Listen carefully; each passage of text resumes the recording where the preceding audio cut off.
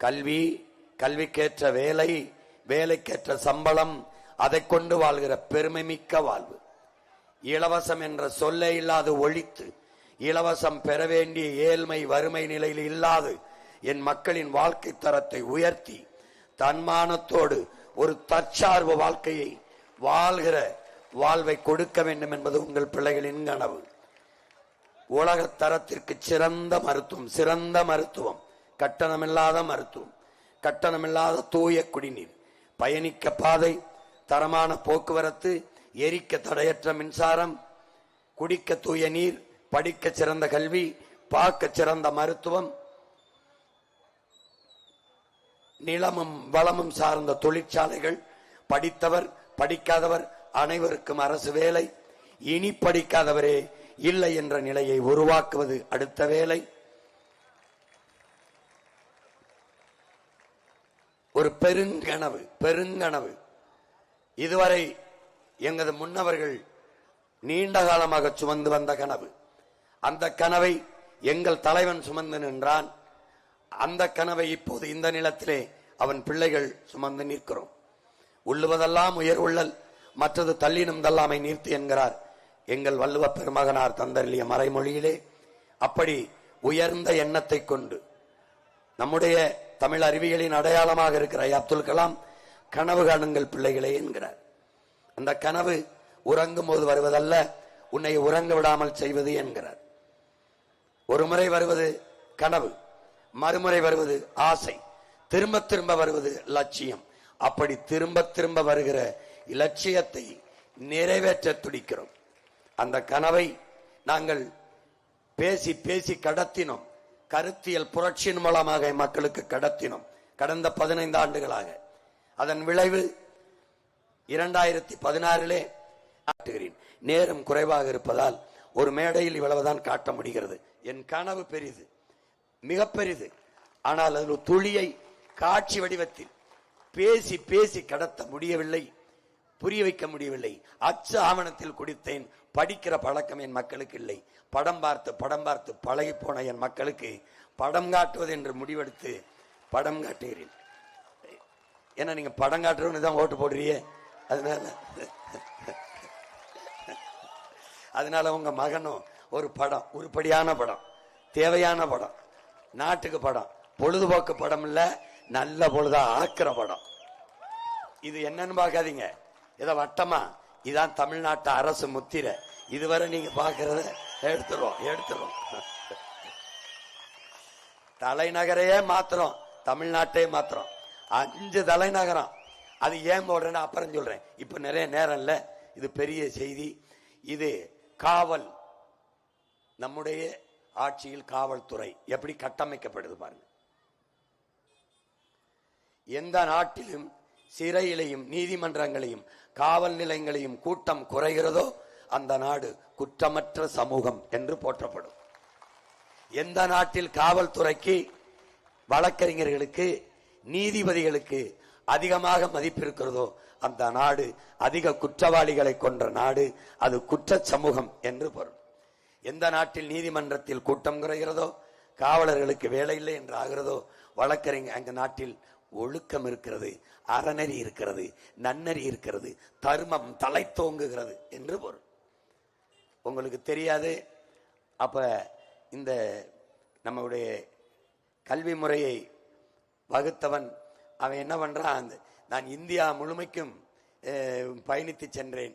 அங்கே ஒரு பிச்சைக்காரனை கூட, ஒரு திருடனை கூட பார்க்கல. அவ்வளவு அற சிந்தனை, தர்ம சிந்தனை அந்த நாட்டில் இருந்ததுங்கிறான். உங்களுக்கு அந்த மாதிரி மெக்காலேயுடைய கல்வி திட்டத்தை தான் நம்ம படிக்கிறோம். அவன் இந்தியா முழுமைக்கும் குறுக்கு நெடுக்குமா நான் பயணிச்சேன், ஒரு திருடனை கூட ஒரு பிச்சைக்காரனை கூட பார்க்கலைங்கிறான். அவ்வளவு தர்ம சிந்தனை அந்த நாட்டில் மேலோங்கி இருந்ததுன்னு. இன்னைக்கு திருட்டு பயலும் பிச்சைக்காரன் தான் குறுக்கு மறுக்குமா ஓடுறான். அதுலயும் நான் என் வீட்டுக்கு போற போது ஒவ்வொரு நிறுத்தத்திலையும் கையேந்திரான். யாரு? பூரா வட இந்தியன். அப்ப நான் என்ன தெரிஞ்சேன், இனி நமக்கு பிச்சை எடுக்கிற வேலை கூட மிச்சம் இல்ல, எல்லாம் அதையும் பறிச்சுக்கிட்டான். இப்ப பாரு, நல்லா கவனி. அந்த சமூகத்தை எப்படி ஒரு குற்றவாளிகளே உருவாகாத குற்றமற்ற சமூகத்தை உருவாக்குவதுதான் உங்கள் பிள்ளைகள் எங்களின் கனவு, நம்முடைய கனவு. அப்போ அந்த கனவை நிறைவேற்றோம். நம்முடைய தலைவர், எங்கள் தலைவர், படத்தை போட்டு காட்ட முடியாது, அதை ஒளிபரப்ப மாட்டாங்க. தலைவர்னா உனக்கு யாருன்னு தெரியும். அப்ப நம்ம தலைவரை காவல் படையை கட்டிட்டு காவல்துறை அணிவகுப்பு பேரணி அதுல மரியாதையை வாங்கும் போது காவல்துறையிட்ட பேசினது தலைவர் பேசினது அவன் மகன். நான் உங்களுக்கு பேசுறேன். குற்றவாளிகளை பிடித்து கூண்டில் நிறுத்துவதல்ல காவல்துறையின் வேலை. குற்றவாளிகளே உருவாகாத ஒரு சமூகத்தை உருவாக்குவதுதான் காவல்துறையின் வேலை. இப்ப வேலை என்ன? குற்றவாளிகளே உருவாகாத ஒரு சமூகத்தை படைப்பதுதான் காவல்துறையின் வேலை. அப்படிப்பட்ட காவல்துறை படைப்பதுதான் நம்முடைய வேலை. இங்க பாரு, பாத்துக்க.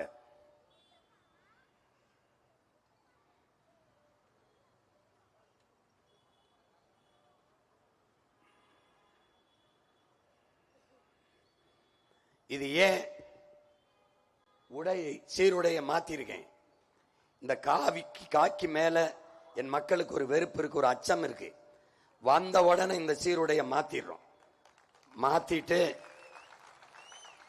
பாரு எப்படி இருக்கு, பாரு அப்படி பாரு. காவல் நிலையத்தில் அந்த சிவப்பு கிவப்பு அருவருப்பார்களை தூக்கிறோம். காவல் போலீஸ் ஸ்டேஷன் ஒரு பையன் இருக்கல, பயப்பட தேவையில்லை. அங்க நம்ம காவல் தெய்வங்கள் இருக்குன்னு நினைக்கணும். இங்க பாரு, வண்ணத்தை முழுக்க மாத்தி விட்டுரும். சுழற்சி முறையில் பணி. காவல்துறைக்கு சுழற்சி முறையில் பணி. ஆண் காவலர்களுக்கு 8 மணி நேரம் தான் பணி, பெண் காவலர்களுக்கு 6 மணி நேரம் தான் பணி. காவலர்கள் பற்றாக்குறை இருந்தால் பணிக்கு கூடுதலாக நம்ம காவலர்களை எடுத்துக்கிறோம். பாத்துக்க, காவலர்களை கூடுதலா எடுக்கிறோம். இதுல என்னன்னு பாரு, ராணுவ வீரர்கள், நாட்டின் பாதுகாப்புக்கு நிற்கிற பாதுகாப்பு படை வீரர்களுக்கு கூட 2 மாத காலம் விடுமுறை இருக்கிறது, இந்த நாட்டில் இருக்கிறது. நீதி அரசர்களுக்கு கூட சம்மர் வெக்கேஷன். அழுந்தி மன அழுத்தத்துல தற்கொலை செய்து கொள்கிற நிலைக்கு. இவன் என்னுடைய உறவினர். இவரு கோவையில பெரிய பொறுப்புல இருந்தாரு. துப்பாக்கி எடுத்து நெத்தியில சுட்டி இறந்து விட்டாப்ல. எப்படி? மனச்சுமை, அழுத்தம். இது நம்ம தங்கச்சி உங்களுக்கு தெரியும், தற்கொலை செய்து கொண்டு இறந்தது உங்களுக்கு தெரியும். இந்த நிலையை சுத்தமாக ஒழிக்கிறோம். மன அழுத்தம்ங்கிற ஒன்னே காவலர்களுக்கு இருந்தால் எப்படி பணியாற்ற முடியும்? தூக்கிட்டு வாரம் ஒரு முறை விடுமுறை, சுழற்சி முறையில. ஒரு காவலர் சனிக்கிழமை விடுமுறை எடுத்தாருன்னா அடுத்த வாரம் அவருக்கு ஞாயிற்றுக்கிழமை விடுமுறை, ஞாயிற்றுக்கிழமை எடுத்தவருக்கு அடுத்த வாரம் சனிக்கிழமை விடுமுறை. மாறி சுழற்சி முறையில் வாரம் ஒரு முறை விடுமுறை கொடுக்கிறோம். எது? ஊதிய இழப்பில்லாமல். நல்லா கவனிச்சுக்கிற, பார்த்துக்கிட்டே வா.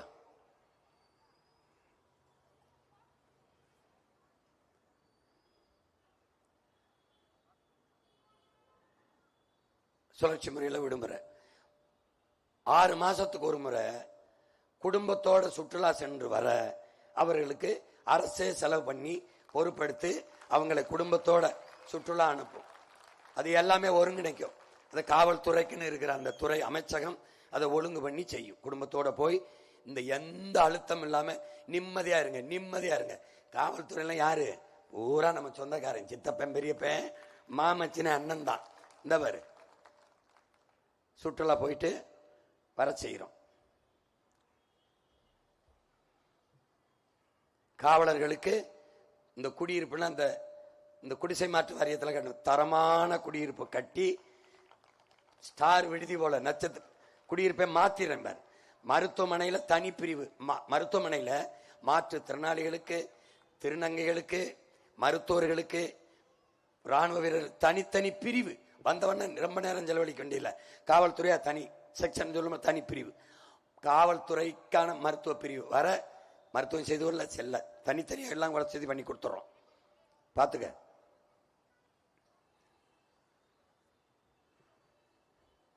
இப்ப கண்காணிப்பு கருவி எல்லா இடத்துலையும் காவல் நிலையத்தில் நாடே கண்காணிக்கப்பட்டு இருக்கோம்.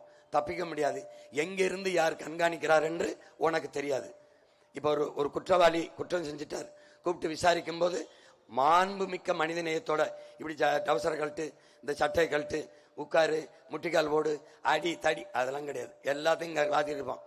இப்ப என்ன பண்றோம், குற்றங்களை குறைக்க நமக்கு குற்ற தடுப்பு காவல் படையை கண்டுபிடிச்சிடறோம். இந்த சீருடை இல்லாது பிரிவென்டிவ் ஃபோர்ஸ் அவங்கள என்ன பண்றோம், உடல் தகுதியை நீக்கிறோம். ஒரு உயரம் குறைமா இருக்காரு, தடிமனா இருக்காரு, ஒல்லியா இருக்காரு, கல்வி தகுதி மட்டும்தான் பார்க்கும், சேர்த்துக்கிறோம். திருநங்கை மாற்றுத்திறனாளி, நீ மாற்றுத்திறனாளியில போலீஸ் பார்த்துக்க மாட்டீல, உன் மகன் ஆட்சியில போலீஸ் எப்படி பாரு இப்படி இருப்பாப்ல.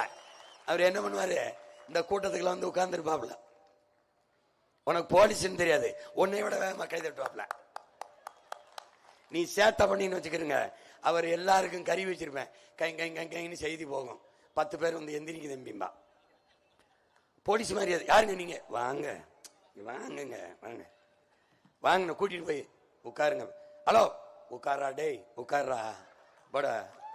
அங்க போனா தெரியும் அவன் போலீஸ்ன்னு. தப்பிக்கவே முடியாது. நீ தாலி அக்கிறது, தோட இருக்கிறது, பிள்ளைய கேலி பண்றது, பரிசத்திடுறது, தொலைச்சு போடுவேன். ஊக்கி வச்ச பச்சை மட்டைய அடிச்சு உடம்புல உப்பு தண்ணி வச்சுட்டுருவேன். ஒழுங்கா இருக்கணும். வெறும் பச்சை மட்டை இல்ல தம்பி, முதுத்தோலை உரிச்சு உப்பு தண்ணியை கடல் தண்ணியாச்சு உப்பை கரைச்சி ஊத்தி விட்டுருவேன்.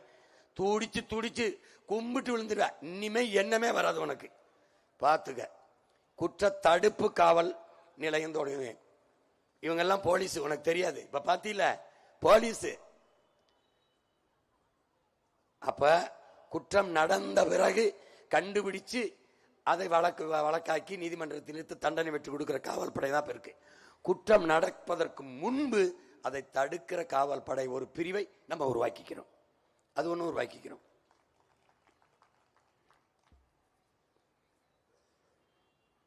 இந்த மாதிரி இதெல்லாம் போலீஸ்ன்னு தெரியாது. இவங்கெல்லாம் போலீஸ்ன்னு தெரியாது உனக்கு. தீ குடிச்சு உட்கார்ந்துருக்கு. இந்த மாதிரி சேட்டை அந்த பண்ணின்னு வச்சுக்க, இப்படிலாம் பண்ணின்னு வச்சுக்க தம்பி, கதை இந்த மாதிரி வாட்சில இருந்து போயிருச்சு, கண்ட்ரோல் ரூமுக்கு போயிருச்சு வந்து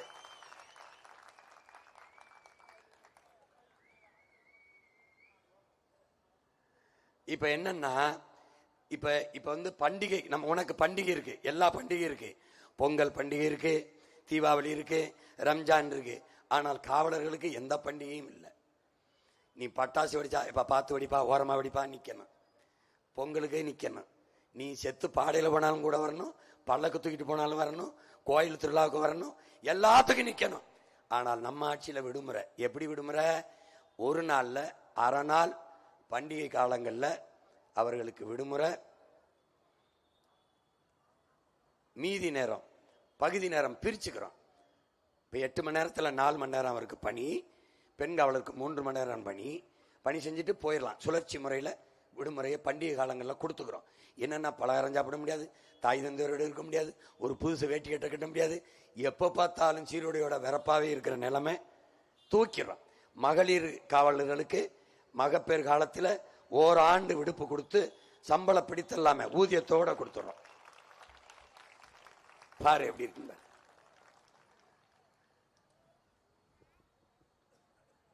எல்லாத்துக்கும் கூட வருவான் போலீஸ், எல்லாத்துக்கும் வருவான். நீ விபத்துனாலும் வரணும், சாலையில் விழுந்து செத்தினாலும் வரணும். இங்க பாரு, செத்து ஒருத்தன் சாலையில் விழுந்தான்னு வச்சுக்க, ஆயிரக்கணக்கா நீ போயிட்டு இருப்ப. செத்து விழுந்தவன் சித்தப்பனா இருக்கலாம், என் அப்பனா இருக்கலாம், உன் அண்ணனா இருக்கலாம், உன் மாமனாச்சினா, உன் மச்சனா இருக்கலாம், உன் நண்பனா இருக்கலாம், நீ போய்கிட்டே இருப்ப. ஆனால் எவன் செத்து பிணமாக விழுந்தாலும் அந்த பிணத்திற்கு முதல் சொந்தக்காரன் நான் தான் என்று வந்து நிற்பவன் போலீஸ், காவல்துறை. புரியுதுன்னு நினைக்கிறேன்.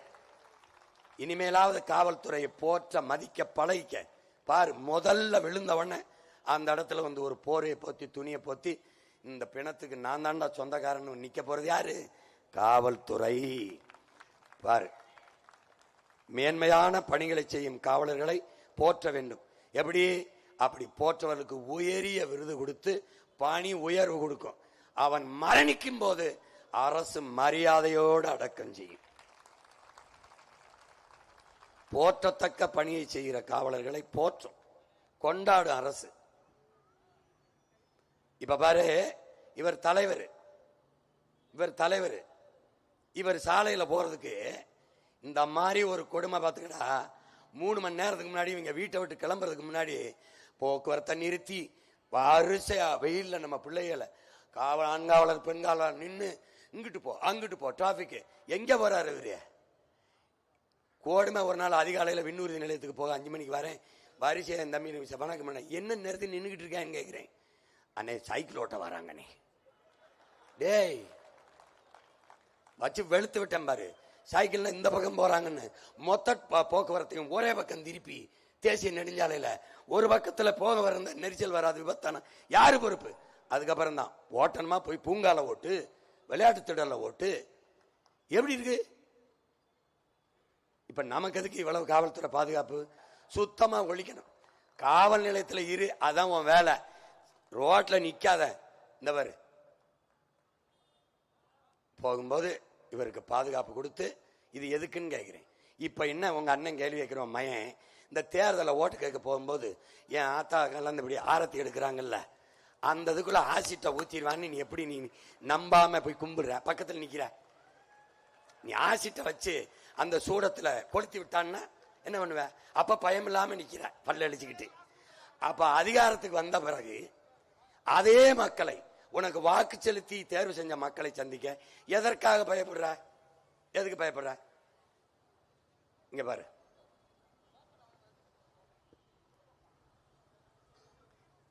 சாலையில நிக்கணும்.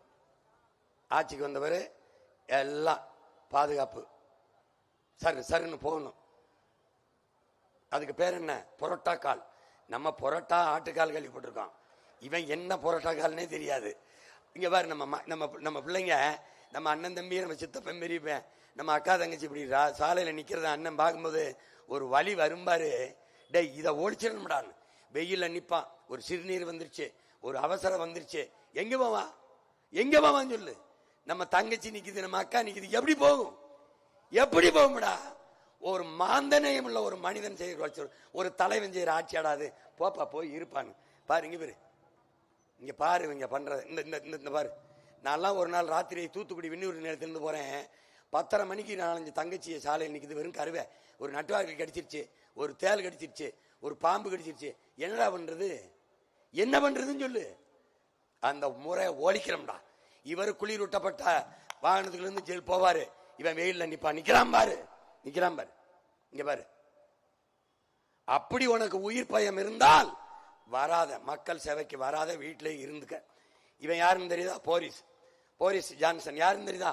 இங்கிலாந்து நாட்டின் பிரைம் மினிஸ்டர், பிரதமர். எதுல போறான் பாத்தியா? பாராளுமன்றத்துக்கு சைக்கிள்ல. சிரிக்காத. இவன் யாரு? மார்க் ரூட்டே, நெதர்லாந்து பிரதமர். எதுல போறான் பாராளுமன்றத்துக்கு? சைக்கிள்ல. ஒரு ஆளா ஓட்டிட்டு போயிட்டு இருக்கான். அவனும் பிரதமர் தான் பாரு. இது யாரு தெரியுதா? ஓ நாடு தான், நம்ம நாடு தான். வெஸ்ட் பெங்கால், மேற்கு வங்கத்தில். யாரு பின்னாடி மோட்டர் பைக்கில் உட்கார்ந்துருக்க ஆள் பாரு? மம்தா பானர்ஜி. ஏன்கள், ஒரு கார்ல போகுது, கார் ரிப்பேர் ஆயிருது, வண்டியை நிறுத்திட்டு அந்த மோட்டர் பைக்கில் போற தம்பி என்னை அசம்பிளியில விட்டு சட்டசபையில. டேய் நடந்ததான் தவறா? மோட்டர் பைக்கில் போதுறான் முதலமைச்சர் டாட்டா காட்டிட்டு. இவன் யாரு தெரியுமா? டேய் அவனை காட்டுப்பா. அந்த ஆள் யாரு தெரியுமாடா? கேரளா முதல்வர் பினராயி விஜயன். சாதாரணமா நடந்து போவாப்ல பாரு. இவன் யாரு தெரியுதாடா? நம்ம தாத்தா. யாரு தெரியுதா? நம்ம தாத்தா தான். எப்படின்னு பாரு, எப்படி போறாரு பாரு. என்னன்னு பாரு. என்னது அது? என்ன சத்தம்னு? முதலமைச்சர் கார் போகுது, முன்னாடி ஒரே ஒரு போலீஸ் ஜீப் போகுது. வாங்கி வாங்கி வாங்கி வாங்கின்னு சைரன் சத்தம் போட்டுக்கிட்டு. ஏய் என்னது இதுன்னு? போலீஸ்னு. ஏய் நிப்பாட்ட சொல்லு. இங்க வா. என்னது? ஏன் இப்படி சங்க சத்தம் போட்டான? செத்தா போனே சங்குதி போயிட்டு இருக்காங்கிறப்பல. எங்க இருந்து வருதுன்னு? நம்ம வண்டிக்கு முன்னால போற போலீஸ் ஜீப்ல இருந்து வர்ற சத்தம் தான் சார். வண்டியை நிறுத்துப்பா. அது என்னையா? அது சவப்பா மேல மாட்டி வச்சிருக்கீங்க? சைரன் வண்டி சார். இது என்ன கூத்துன்னு? நான் உயிரோடு தானே இருக்கேன். முன்னால சங்கு ஊதிட்டு போனா என்ன அர்த்தம்னு? நீங்க போற ரூட் பந்தோபஸ்துக்காக கொண்டு வந்திருக்கோம் சார். எனக்கு எதுக்குப்பா பந்தோபஸ்து? நான் சீனா. டேய் இத பார்த்து இந்த பயிலுக்கு திருந்தலடா.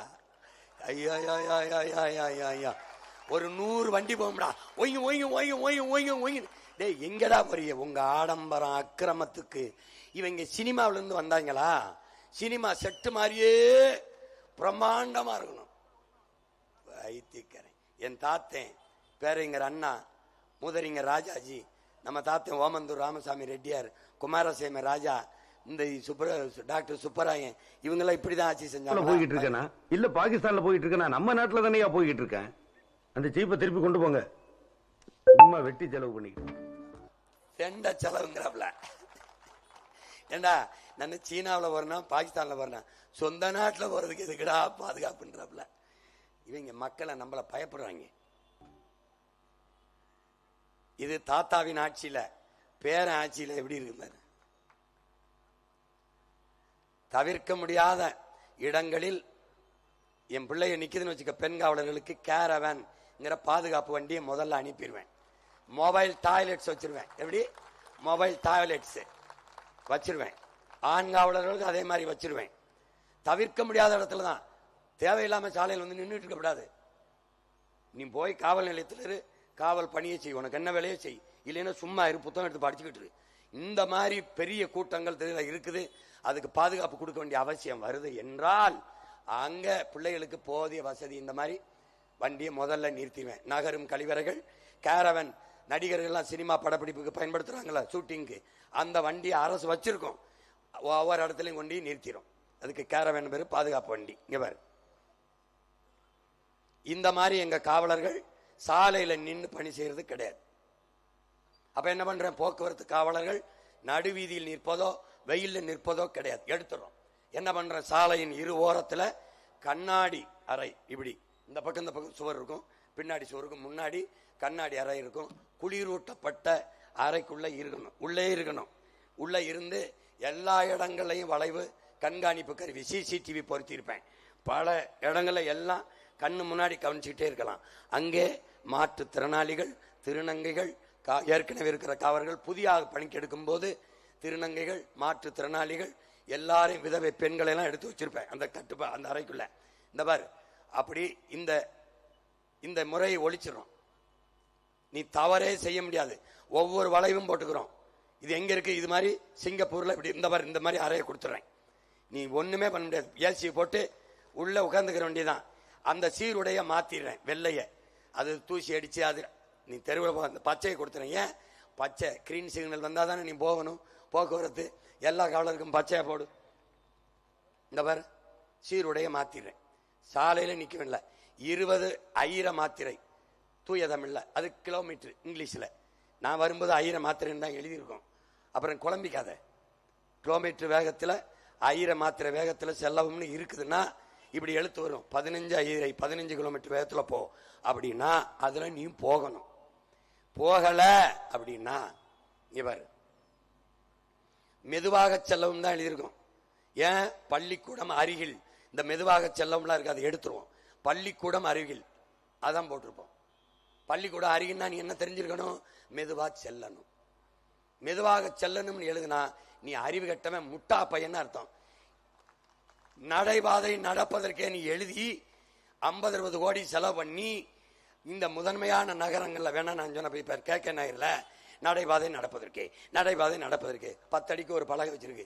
அப்ப நடைபாதை நடக்கிறதுக்கெல்லாம் படுத்து உருள்றதுக்கு டேய், நடைபாதை நடப்பதற்குன்னு தெரியணும்டா. அந்த சமூகம் தாண்டா அறிவு சமூகம். புல் மேல நடக்காதேன்னு எழுதி வைக்கிறது மாதிரி ஒரு தற்குறி சமூகம் இருக்கடா, தற்குறி சமூகம். பைத்தியக்காரங்களா. பள்ளிக்கூடம் அருகில், கோயில்